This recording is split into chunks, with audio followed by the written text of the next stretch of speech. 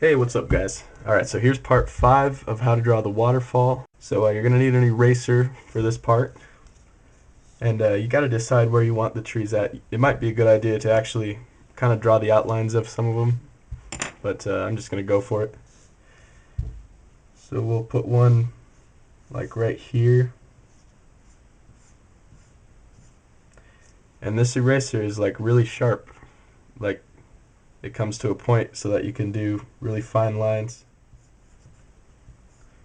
So this is going to be the moonlight reflecting onto the tree, well, just shining onto the tree.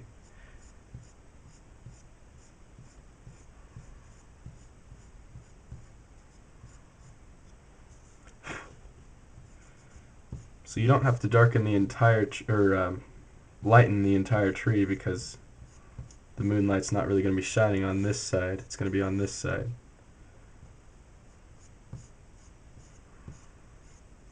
Alright, next you're going to go back in with your pencil and add in all the detail into the tree.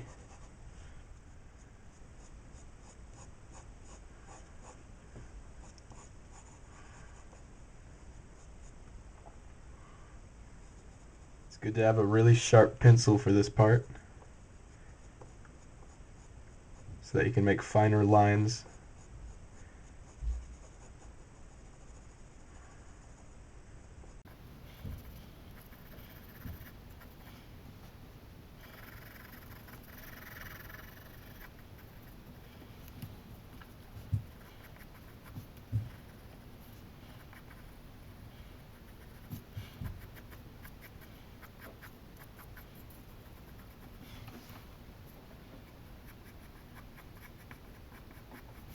You can always go back in with the eraser to make more highlights.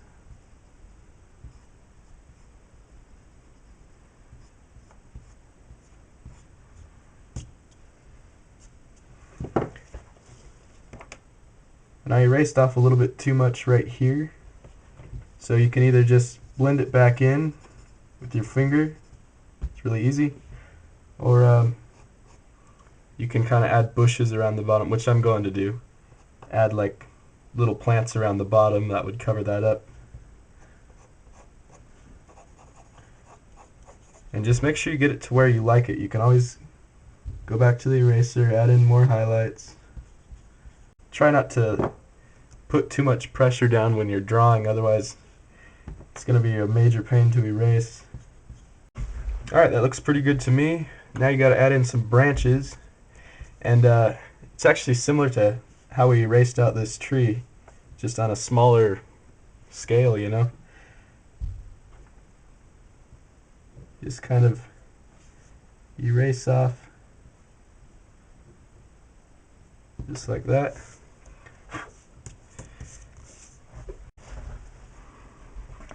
And add in some smaller ones coming out.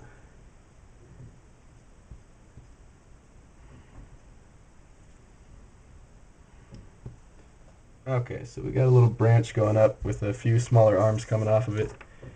Now the same thing, you just add in detail around it.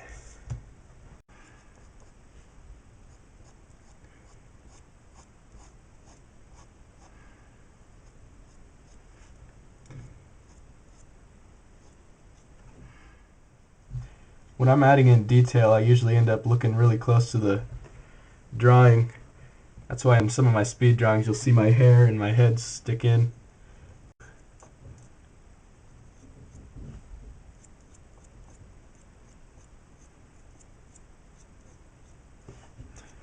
Alright, so now we've got some shadow on there.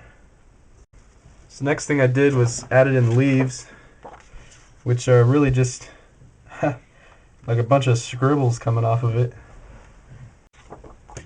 Here's kind of a bigger version of what I'm doing when I add the leaves in. Just like a spiral really, but you don't want to make a straight line like that. You gotta kind of go back and forth, except you're doing tiny ones, you know? But you just end up with hundreds of them, and it all looks good in the end. But remember, you're making them tiny. What I also do is add little twigs coming out. And use the very tip of your pencil to do that, so you get a dark line. Be careful though, because it'll be harder to erase if you make a mistake.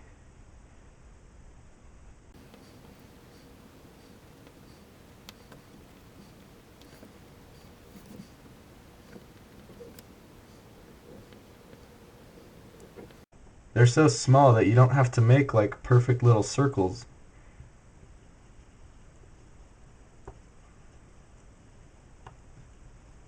Just add in dark scribbles. Alright, so say you added in a branch that you don't really like we'll choose this one right here. What you can do is erase it away really lightly.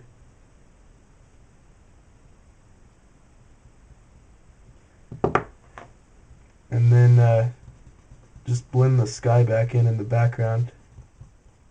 And there you go, it's gone. Alright, so there you've got one branch. So you keep doing this to the rest of the tree. You keep adding more trees. I wanted to go over the moon a little bit more. Also, I didn't really talk too much about it in part 4. But really, when you're looking at the moon from outside, it's so far away you can't really see details. So don't try to draw like individual little circles for each crater. I kind of just shade little spots all over it. Then I just blend it all together, and it turns out looking pretty good. So if you want, just keep practicing and find which technique works best for you. You can try adding in really fine stuff, but this is how I do it. So we'll start adding in another tree here. You might want to erase away some of the area for the roots of the tree too, if you want to make bigger roots.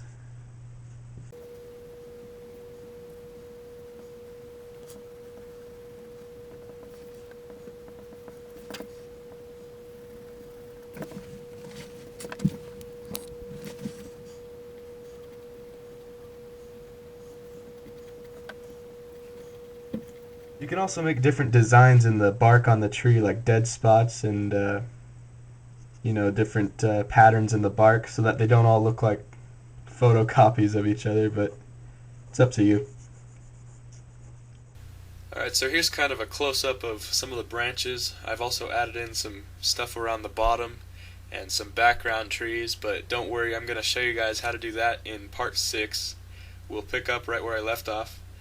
Also, click the link in the sidebar. It'll take you to my gallery page at deviantart.com, so you can see this picture and use it to refer to, and you can also see some of my other work that you probably haven't seen before. And yeah, other than that, thanks for watching, and good luck.